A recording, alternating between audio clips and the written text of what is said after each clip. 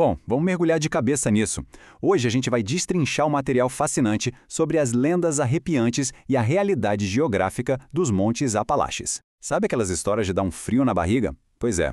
O nosso objetivo com essa explicação detalhada de hoje é explorar o que tem de verdade e o que é puro mito nessa região tão misteriosa, seguindo à risca as nossas fontes. Para organizar a nossa análise, a gente vai seguir um roteiro bem direto. Primeiro, o mistério dos Apalaches. Depois, a lenda do Mothman. Em seguida, a origem dos Wendigos, as luzes e desaparecimentos, as regras da montanha e, para fechar com chave de ouro, a verdade por trás de tudo isso. Número 1. O mistério dos Apalaches, uma enorme muralha natural de lendas. Olha só o tamanho disso. Essa cadeia de montanhas é literalmente uma muralha gigante que vai do Canadá até o Alabama, nos Estados Unidos. A gente está falando de florestas extremamente densas, habitadas por predadores nativos como o lobo vermelho e o puma norte-americano. E para colocar a escala monumental disso em perspectiva, o ponto mais alto, o Monte Mitchell, bate ali a marca intimidadora de 2.037 metros de altitude. É alto pra caramba. E é um ambiente de isolamento profundo, né? Aquele tipo de vastidão e silêncio onde a mente humana começa quase que por instinto a criar histórias para explicar os barulhos e sombras naturais. Número 2. A lenda do Mothman, o mensageiro alado do fim. O material de origem traz, logo de cara, o primeiro grande criptídeo documentado da região, o famoso Mothman, ou Homem-Mariposa. Essa lenda é um exemplo perfeito de como o folclore local ganha proporções gigantescas. Nas fontes, ele é descrito como uma criatura humanoide com asas enormes, meio parecidas com as de uma mariposa. E tem um detalhe muito cômico que a nossa fonte aponta de um jeito super cético. Parando para pensar de forma prática, se alguém realmente desse de cara com um homem-mosca gigante no meio do mato, a reação mais lógica seria pegar uma lata gigante de inseticida e jogar nele, não é verdade? É uma forma irônica e muito inteligente de desarmar o terror que o mito tenta impor. Mas vamos avançar e ver como essa história foi se construindo. O Mothman não ficou famoso só pela aparência bizarra, mas pelas coisas que a população começou a associar a ele. Nos anos de 1966 e 67, os avistamentos dispararam. E aí, exatamente em 67, aconteceu a tragédia real do desabamento da ponte Silver Bridge. Pronto. Foi o que bastou para o mito consolidar o Mothman como um presságio de desastres. O ser humano tem muito essa coisa de tentar ligar os pontos entre eventos caóticos que não tem relação nenhuma, sabe? A gente acaba preferindo colocar a culpa de um problema trágico de engenharia num monstro sobrenatural. Número 3. A origem dos Wendigos, os caçadores perfeitos da floresta. Mudando o foco das mariposas gigantes para uma ameaça teórica ainda mais letal, um detalhe que chama muita atenção na nossa análise é que a lenda do Wendigo sequer nasceu nos Apalaches. Ela migrou para lá, vinda lá do folclore dos povos nativos algonquianos na região dos Grandes Lagos. Eles são descritos como entidades incrivelmente magras, com uma agilidade e força fora do normal. Só que, trazendo isso para a lógica da biologia e da geografia do local, um bicho gigante andando em duas pernas no mato denso daquele jeito seria, no mínimo, muito desajeitado. Navegar de forma furtiva no meio de tanto obstáculo seria praticamente impossível.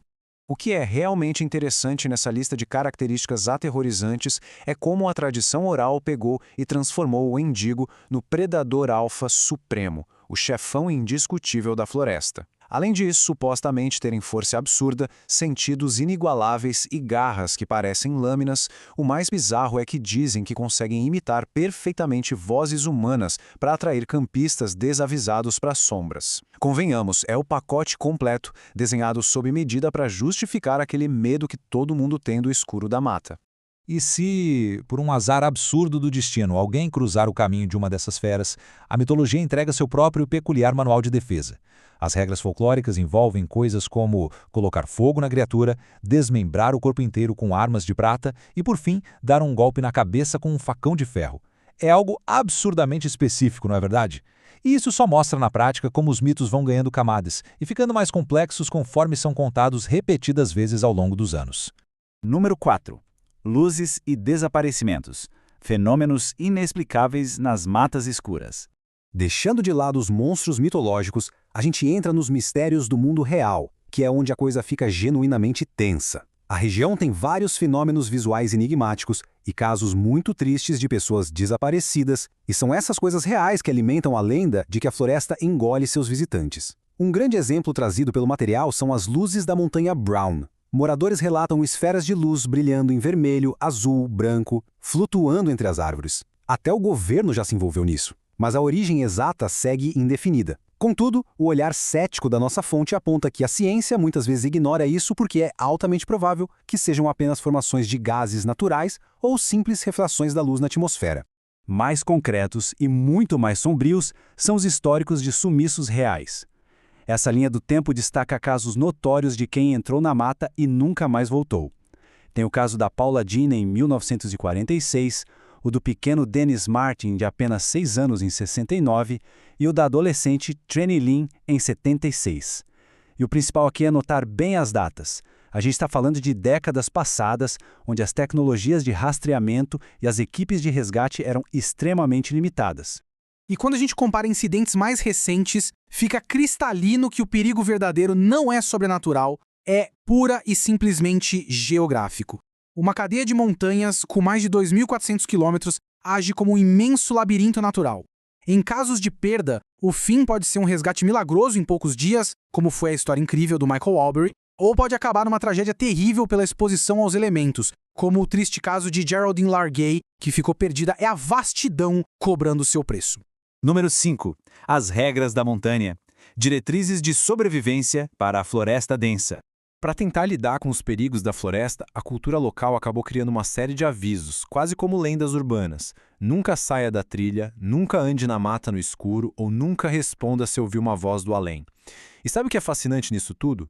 Embora essas diretrizes soem como mandingas ou feitiços contra assombrações, a grande maioria delas, na verdade, representa apenas conselhos excepcionais de sobrevivência básica.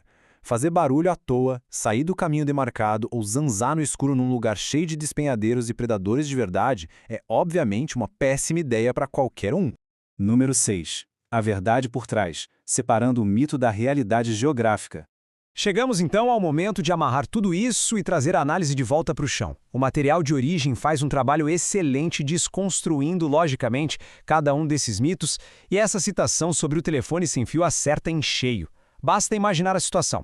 Alguém exausto, assustado no meio da noite, vê um vagalume gigante ou talvez um urso normal erguido nas patas traseiras. A pessoa volta para a cidade e conta a história botando uma emoção a mais. Essa história vai passando para frente, ficando cada vez mais fantástica e depois de algumas gerações, um simples urso vira o temido Wendigo e um reflexo qualquer vira o terrível Mothman. Isso ilustra de forma brilhante o grande contraste entre o folclore e a realidade brutal. Diante de uma geografia impiedosa e desorientadora, a nossa mente faz de tudo para preencher o vazio do que a gente não entende. No fundo, acaba sendo mais fácil e até reconfortante inventar um monstro ancestral para culpar por uma tragédia do que cair na real e aceitar que o acaso de se perder na natureza pode ser cruel e totalmente aleatório. E se precisasse de uma prova definitiva dessa desmistificação, o material aborda o que aconteceu nos dias de hoje. Com o avanço rápido da tecnologia, a introdução dos drones e todo mundo andando com um celular cheio de GPS e câmeras de alta definição no bolso, o que será que aconteceu com aqueles desaparecimentos inexplicáveis ou com os avistamentos de monstros? Pois é, eles despencaram drasticamente. A falta de fotos consistentes exatamente na época em que é mais fácil tirar fotos diz muito sobre a real existência de tudo isso. O que nos deixa com um questionamento muito profundo para finalizar essa nossa explicação. Diante de florestas tão imensas, isoladas e silenciosas como as dos Apalaches, será que ainda existe algum monstro ancestral à espreita nas sombras? Ou será que o escuro da floresta é só uma tela em branco para nossa própria mente, que no final das contas se revela como a maior de todas as criadoras de terror? É uma reflexão incrível que demonstra o poder absoluto da imaginação humana perante os mistérios da natureza.